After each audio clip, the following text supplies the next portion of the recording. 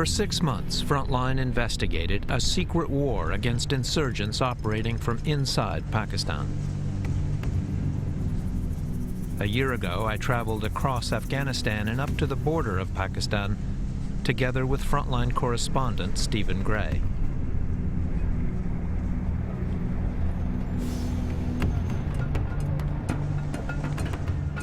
Beyond this checkpoint, the campaign against the Taliban and Al-Qaeda is led by U.S. intelligence. Here, the CIA is funding, arming, and running secret Afghan militia who guard the border, gather intelligence, and launch kill raids against the militants. They're called counterterrorism pursuit teams, and they are groups of Afghans very well paid, apparently pretty well trained, with guns, and they operate at the direction of the CIA.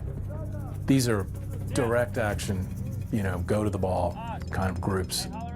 They're not standing around and guarding checkpoints and, street corners. They're going after people. Here in the province of Host, the CIA unit is known as the Host Protection Force, or KPF. They are based in Afghanistan, but their work is focused on Pakistan.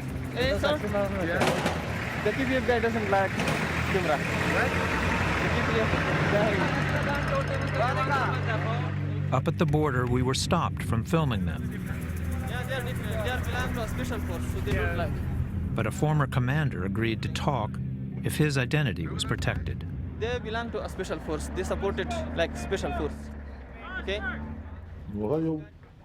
نظامی یونټ دی سرحدي هغه باندې کار کوي چې معمولا د القاعده او طالبانو د تګ او راتګ مخه نیسي اکثره وظایف په سرحدونو کې اجرا کوي چې نه پرېږدي چې طالبان او القاعده.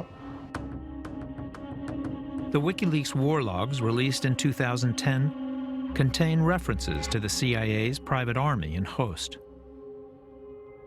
They fire mortars at Taliban and Al-Qaeda targets in Pakistan. With the help of drones, shadow coverage, they ambush and kill insurgent fighters crossing the border. چچنیان عربان د موږ لیدي موږ لیدلي دي مړي موږ پیژندلي دي چې دا هغه. Pakistan is supposed to be an ally in the war against the Taliban and Al-Qaeda. But U.S. soldiers fighting along the border complain that Pakistan's army supports the militants. From my time on the border, we experienced on a regular basis Pakistani military complicity with the insurgency. It could be turning a blind eye as the insurgents launch rockets at our bases.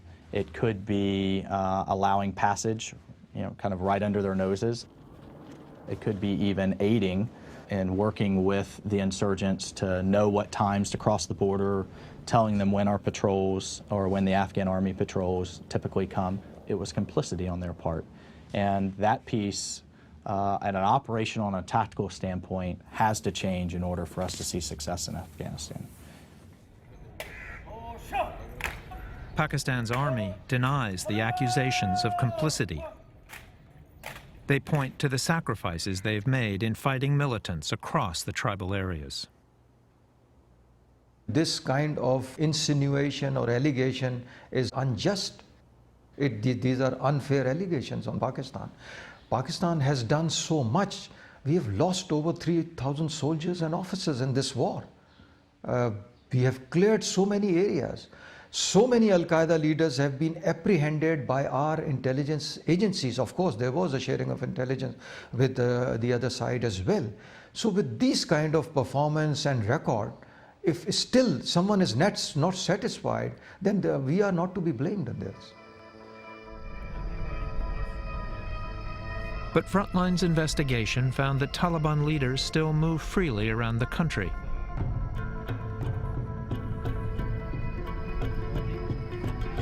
my colleague Stephen Gray made contact with the Taliban commander operating from Pakistan.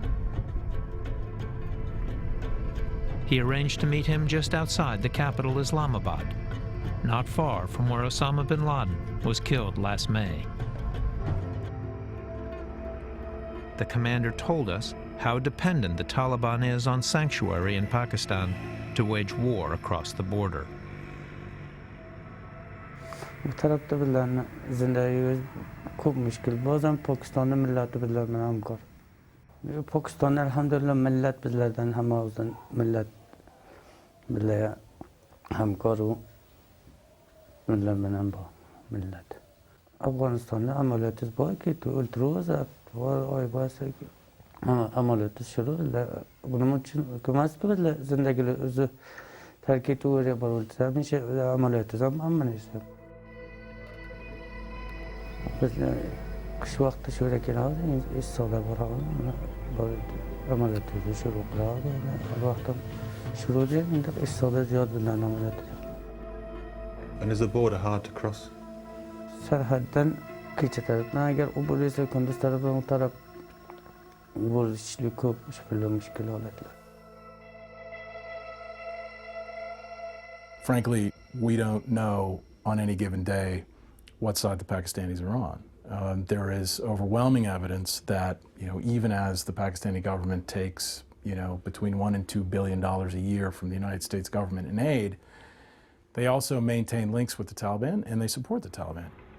And they certainly support and maintain very extensive links with the Haqqani network, which is one of the most deadly insurgent groups operating in Afghanistan. The Haqqani network is a major branch of the Taliban, with close links to al-Qaeda. Pakistan's military intelligence agency, the ISI, has a history of supporting them. Without their protection, without them tolerating the presence of these operatives to do planning, training, and using Pakistan soil, they won't be able to do these operations. So ISI knows they are doing it, and ISI is happy they are doing it because through them, Pakistan promotes her policy in Afghanistan. And the policy is Taliban are ours, and they are to dominate Afghanistan. And we're going to help those who help them. Yes. By protecting them. Yes. By not arresting them. For example, one militant alleged to be close to the ISI is a known leader in the Haqqani network.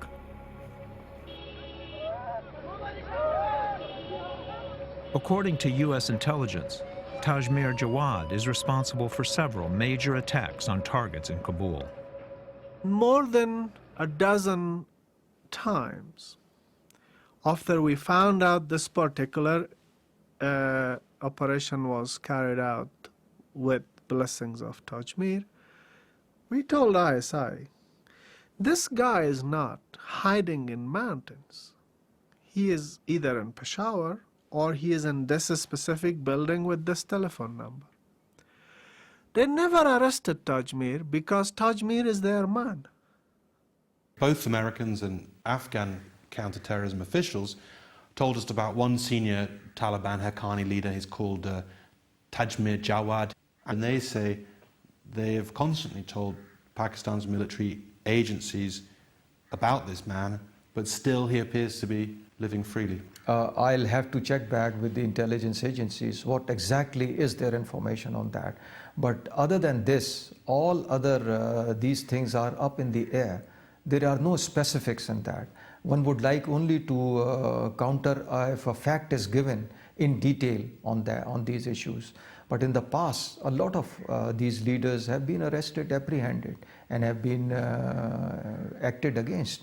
So if this is a specific case, I would like to check up with the agency and return back on that.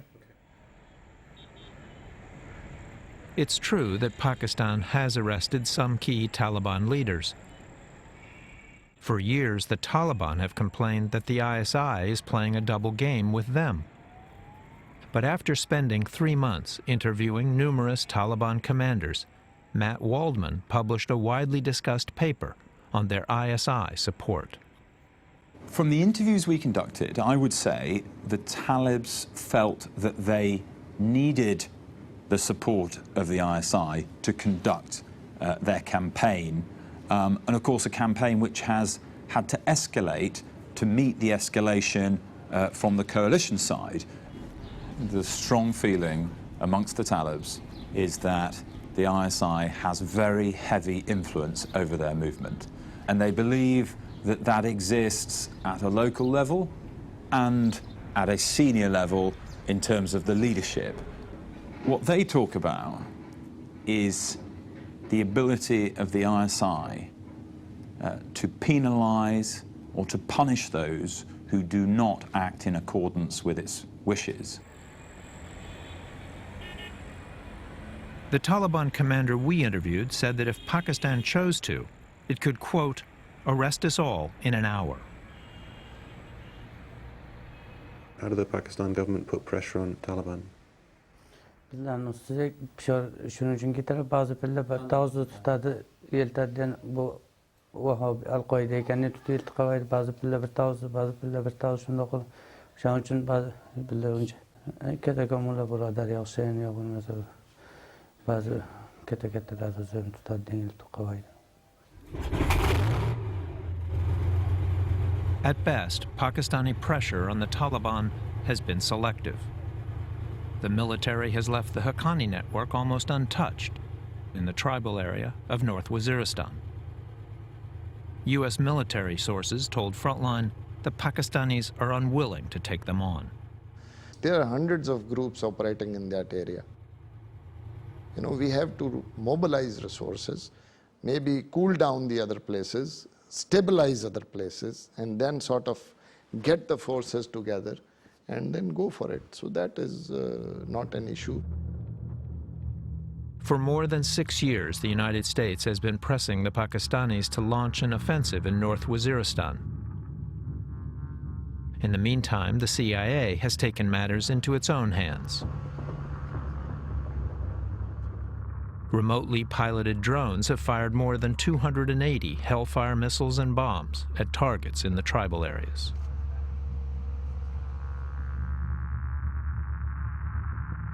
Officially, the CIA does not speak about the drone war, but an agent who once ran the campaign agreed to talk to Frontline about the program. The calculus is really a very simple one. It's trying to kill people before they kill you. It's as simple as that. Now, it may have the knock-on and potentially intended effect, you hope, of discouraging further militancy. When people see others, going up in a puff of smoke, one hopes that will induce people to go home and sit out the fight. This is very much a kill or be killed situation, and that's very much the dynamic that governs this. The drone war was initially conceived to kill only the leadership of al-Qaeda and the Taliban. But President Obama has dramatically widened the campaign. Under his administration, the CIA has launched nearly 6 times more strikes than it did under President Bush. There are many more fighters who are launching attacks across the line into Afghanistan. So in essence, you have a much larger and much broader target set there in the tribal areas, and most specifically in North Waziristan. And I think that's the reason why we're seeing such a broadening of the aperture, if you will, for those sorts of attacks. You've had just an enormous upswing, particularly since President Obama took office, on the number of predator strikes. It's just the curve just goes straight up. And they have a lot of faith in those predators. It's all driven by intelligence. So you have a massive network of intelligence gathering that's going on at the same time. As the drone war escalated, the United States has had to develop a network of informers on both sides of the border. Well, we had very close sharing of information with the Americans about targets, but drone operation is a very sensitive, secret U.S. operation. I don't know much about it. But your counterparts in the CIA Right. were running these drones. Right. You gave them targets in the tribal areas. Yes. This is human intelligence on the ground? Yes. Inside the tribal areas? Wherever. The drone program is said to have killed around 2,000 militants over the last 4 years. But Pakistanis protest the strikes are responsible for hundreds of civilian casualties.